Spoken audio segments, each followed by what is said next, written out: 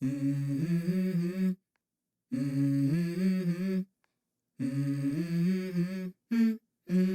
go.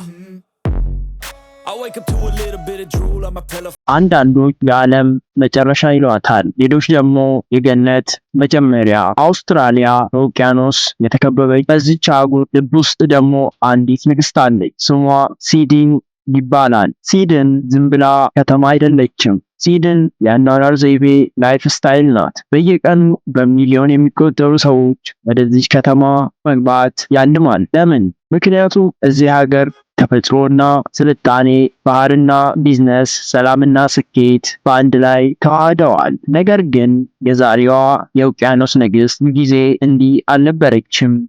ሲድኒ ሲያዩ የትናንቷን ማንነት መገመት ይከብዳል። እንደ አውሮፓውያን አቆጣጠር በ18ኛው ክፍለ ዘመን መገባደጃ ላይ ይቺው ምድር በእንግሊዝ መንግስት ቆሻሻ መጣያ ነበረች። አውስትራሊያ የተመረጠች አንድ አስፈሪ ዓላማን ለማሳካት ነበረ።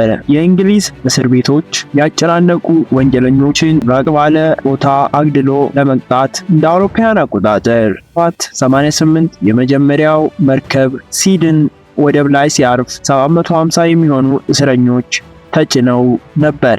እዚህ ሰዎች ሲድኒ ማለት የውቅያኖስ ንግስት ሳይሆን ዳግም የማይመለሱባት የሞት ቀጠና ነበረች። በሰንሰለት የታሰሩ እጆች ናቸው ዛሬ የምናያቸውን ታላላቅ ህንፃዎች መሰረት የጣሉት። ታዲያ እንዴት ሆነና ነው እነዚህ ተስፋ የቆረጡ ሰዎች ዓለምን የሚያስደንቅ ከተማ የገነቡት? ሚስጥሩ ያለው በቅጣቱ ውስጥ ሳይሆን በሰዎቹ ነፃ የመውጣት ጥማት ውስጥ ነው። ከሰንሰለት ተላቀው አዲስ ህይወት ለመጀመር የነበራቸው ራዕይ ሲድኒ በታሪክ አጋጣሚ ወደ ዓለም አቀፍ ድንቅ ከተማነት ቀየረዋል። አንድ ህንፃ የአንድን ሀገር ታሪክ ሊቀይር ይችላል? ለሲድኒ መልሱ አዎ ነው። የአውሮፓውያን አቆጣጠር በ1950ዎቹ አጋማሽ ሲድኒ አሁንም የእንግሊዝ ግዛት የምትመስል አሰልቺ የወደብ ከተማ ነበረች። ዓለም አቀፍ እና የሚሰጣት የማንነቷ መገለጫ የሚሆን አንድ ድንቅ ነገር ፈለገች። ይህ ጥማት ነው ዮሪ ጉቶዞን የተባለው ዳንሽ አርኪቴክት ወደ መድረክ ያመጣው።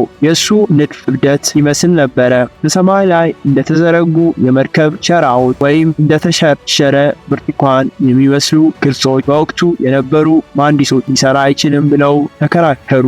ግንባታው 14 ዓመታትን ፈጀ። በጀት ከመጠን በላይ ፈሰሰ።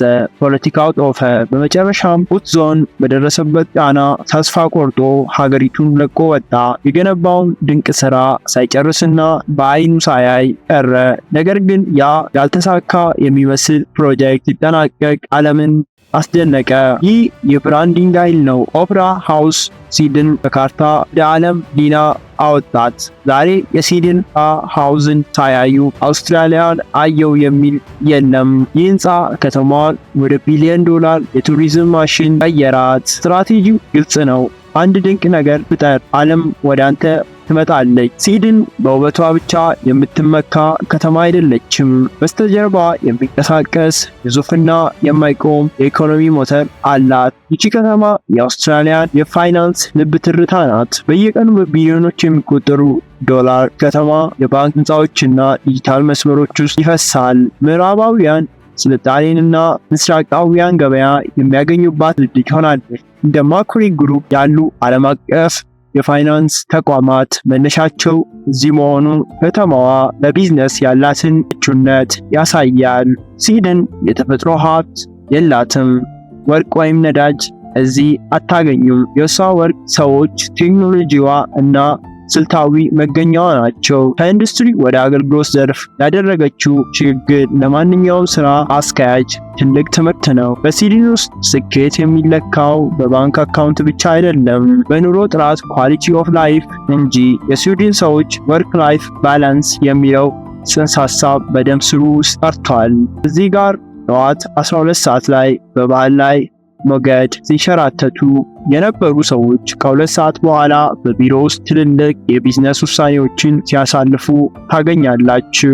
ይህ የባህር ዳርቻ ባህል ቤንች ካልቸር ከተማዋን ልዩ ያደርጋታል።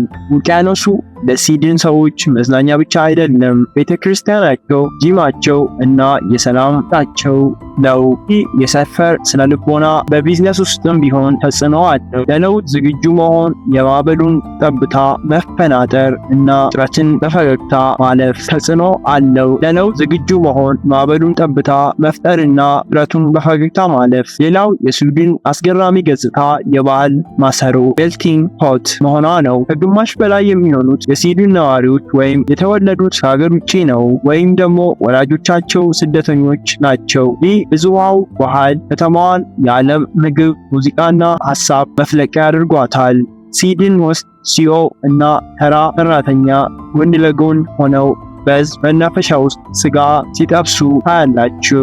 ይህ ኤጋሊቴሪያን ወይም ሁሉም እኩል ነው የሚለውን መንፈስ ከተማዋን ካለፈው የጭቆና ታሪኳ አላቆ ወደ ነፃነትና ወደ ግልጽነት መርቷታል። ግን ይህ ሁሉ ነፃነትና ውበት ነፃ አይደለም፣ ዋጋ አለው፣ እጅግ ውድ የሆነ ዋጋ። ግን እውነት ስዊድን ለሁሉም ሰው ገነት ናት? በፍጹም። ከዚህ ሁሉ አንጸባራቂ ብርሃን በስተጀርባ ብዙዎች እያቃጠለ ያለ እሳት አለ። የኑሮ ውድነት። ስዊድን ዛሬ በዓለማችን ላይ ለመኖር እጅግ ውድ ከተሞች ተርታ ትመደባለች። በተለይ የቤት ዋጋ ሪል ስቴት ለብዙዎች የቅዠት ምንጭ ሆነዋል። አንድ ተራ ሰራተኛ በስዊድን መሃል ቤት ለመግዛት ቢመኝ ሙሉ ዕድሜውን ቢሰራ እንኳን እነዚህም ቤቶች የመግዛት አቅም ያነሰ ነው። ይህ የሀብት ልዩነት ዌልዚ ከተማዋን ለሁለት እየከፈላት ይመስላል። በአንድ በኩል በውቅያኖስ ላይ የሚሳፈፉ ቢሊነሮች፣ በሌላ በኩል ደግሞ ለቤት ኪራይና ለምግብ የሚቸገሩ ወጣቶች። ይህ ለፋክት ትልቅ የማስጠንቀቂያ ምልክት ነው። አንዲት ከተማ ለተሰጥኦዎች ወይም ታለንት ዝግጁ ካልሆነች፣ ወጣቶችና ሰራተኞቿን በዋጋ ካራቀች፣ የወደፊት እድገቷ አደጋ ላይ ይወድቃል። ስዊድን ራሷን ለሀብታሞች ብቻ የምትሆን ክሎዝ ክላብ እያደረገች ሲሆን ብዙዎች ወደ ሌሎች ከተሞች መሰደድ ጀምረዋል። ከዚህም በላይ ጥብቅ የሆነ ሕጎችና ደንቦች ከተማዋን ነፃነትና የሌሊት ሕይወት ቀሱት ነው። ስዊድን የኤምርላንድ ከተማ ብትባልም ውስጧ ግን በኑሮ ጫና የቆሰሉ በቢሊዮን የሚቆጠሩ ልቦች አሉ። ታዲያ ይቺ ከተማ በ2026 ይህ ፈተና እንዴት እየተጋፈጠች ነው? ወደ ቴክኖሎጂ መፍትሄ እንለፍ። ስዊድን በታሪኳ ለውጥን አትፈራም። ዛሬ በ2026 ከተማዋ በቱሪዝምና ከሪል ስቴት ባለፈ ሌላ ትልቅ ተኳሽ አግኝታለች። ከፍተኛ ቴክኖሎጂ። ስዊድን ራሷን የደቡባዊ ንፍቀ ክበብ። ይህ ዝም ብሎ ስም አይደለም፣ በቢሊዮን የሚቆጠሩ ዶላር ሴንትራል ፕሮጀክት ላይ የፈሰሰን እንደ አትላስን እና ካንቫ ያሉ ቢሊዮን ዶላር ኩባንያዎች መገኛ ሆናለች። ስዊድንን የዓለም የቴክኖሎጂ መሪዎች አይን ውስጥ አሁን ከተማዋ የምትሸጠው የባህር ዳርቻዋን ብቻ ሳይሆን የአይፒ ጥበቧንና የሰው ሰራሽ አስተውሎት ወይም በተለምዶ AI ተብሎ በሚጠራው ፈጠራዋ ነው። በተለይ የአየር ንብረት ለውጥን ለመቋቋም ታደርገው ጥረት የሚደነቅ ነው። ስዊድን 2026 የአረንጓዴ ከተማ ግሪን ሲቲ ለመሆን ቴክኖሎጂ እየታገዘች ነው። በውቅያኖስ ሞገድ የሚመነጭ ኃይል፣ በፀሐይ የሚሰሩ ባቡሮችና የኤሌክትሪክ ጀልባዎች የዕለት ተዕለት እውነታ እየሆኑ ነው። ስዊድን ያለፈው ታሪኳን አትረሳም፣ ነገር ግን ወደፊቱን ጊዜ ለመቆጣጠር በዝግጅት ላይ ናት። በAI እና በዲጂታል ኢኮኖሚ ውስጥ ቀዳሚ ለመሆን የምታደርገው ሽግግር ማንኛውም ድርጅት በለውጥ ወቅት እንዴት መትረፍ እንዳለበት የሚያሳይ ያው ምስክር ነው። እስካሁን ያየነው የስዊድን ታሪክ ዝም ብሎ የከተማዋን እድገት አይደለም። ለማንኛውም መሪ፣ ስራ አስኪያጅ፣ CEO ወይም ስራ ፈጣሪ ትልቅ ስልታዊ ትምህርት ነው። ስዊድን ያስተማረችን የመጀመሪያው ትምህርት ጽናት ነው። መነሻ የት መሆን አይደለም፣ ዋናው ቁም ነገር የት መድረስ ለምትፈልግ ያለ ራዕይ እንጂ።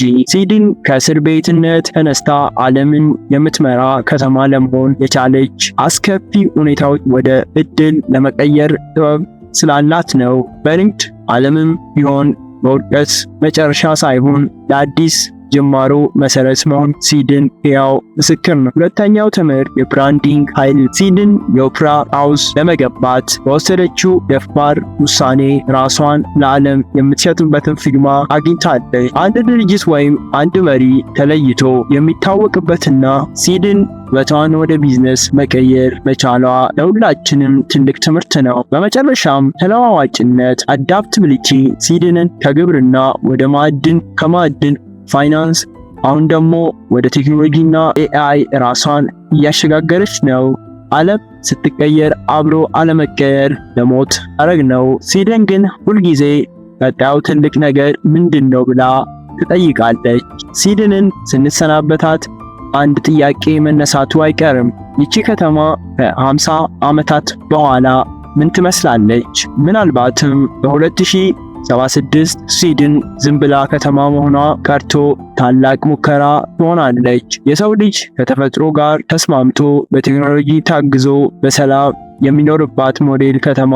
የወደፊቷ ስዊድን የኮንክሪት ጫካ አትሆንም። ይልቁንም ሕንፃዎቿ ለዛፍ የሚያመርቱባት፣ ውቅያኖሷ የኃይል ምንጭ የሚሆንባትና ሰው ሰራሽ አስተውሎት ኤአይ የሰውን ልጅ ዕለት ተዕለት ባት የነት ትሆናለች። ከተማ ያስተማረችን ትልቁ ነገር ምንም ያህል ጨለማ ታሪክ ቢኖርም ወደ ብርሃን መውጣት እንደምትችል ነው። ከእስር ቤት ሰንሰለት ተነስተህ የዓለም ንግሥት መሆን ትችላለህ። ስዊድን የጽናት የፈጠራ እና የነጻነት ተምሳሌት ሆና ትቀጥላለች። ጉዟችን እዚህ ላይ ያበቃል። ነገር ግን የእናንተ ጉዞ አሁን ነው የሚጀምረው። ከዚች ከተማ ታሪክ ምን ተማራችሁ? እናንተስ የራሳችሁ የኦፕራ ሃውስ ለመገንባት ዝግጁ ናችሁ? በየትኛውም የዓለም ጥግ ብትሆኑ ለስዊድን ተስፋ ታተላችሁን። አመሰግናለሁ። በቀጣይ የዓለም ሚስጥራዊና ስልታዊ ቦታ በሌላ ጥልቅ ምርመራ እስክንገናኝ ድረስ ቸር ቆዩልኝ። ይህ ፋክትስ ነው።